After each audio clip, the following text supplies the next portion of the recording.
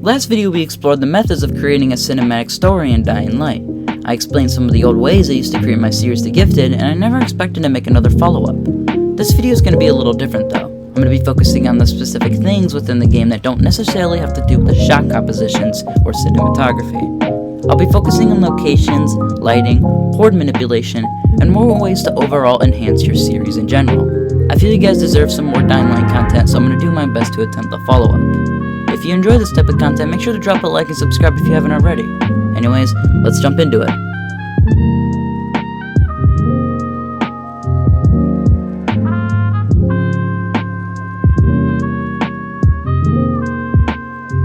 The world of Dying Light is my favorite out of any zombie game. It's expansive, full of things to do, and it sets open a wall of boundaries for your sandbox adventures. Though, I do wish some of the story mode interiors were more accessible once leaving the mission.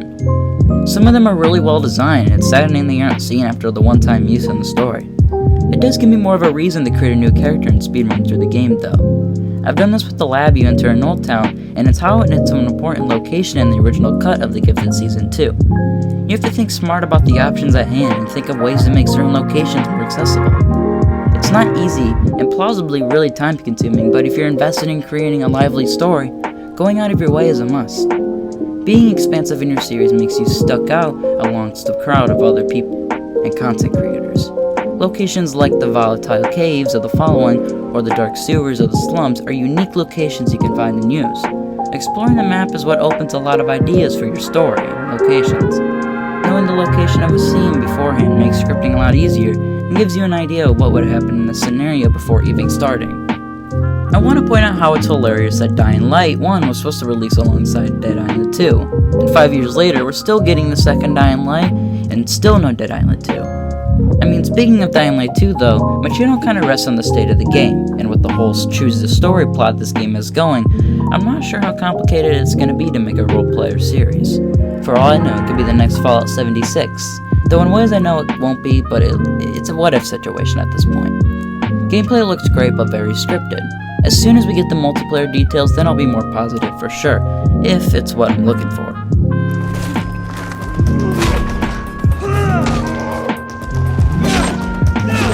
During the recording of this video, I discovered a feature called post-process. I never knew how apparent it was, and I really thought of trying it out.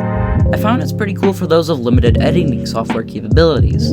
I thought the old movie effect really stuck out and was pretty awesome, but from the rest of the features, I do think some of them need an opacity setting because they outdraw the quality of the game and everything going on. Which if you can't really see anything, then attempting to use some of these features is pointless to begin with. In the first video, I went over the complications of manipulating the horde to doing what you want. I didn't really go in depth because at the time I didn't really think much more needed to be said. But by doing this rather day or night, it makes any zombie scenario seem a lot more natural and better as if you're not there, and you want that to be the case. Having the zombies not directly contact you makes seems actually if you're the camera. Asking a friend to distract the zombies from your location opens the flow and realism of the scenario. You can get some pretty cool scenes with horde manipulation. Having a friend use their flashlight in-game can create some really cool lighting scenarios in which the only part of the scene is being lit with the help of a friend.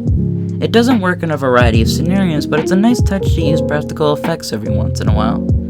It's better for a lot of dark places or any dark scene to be honest.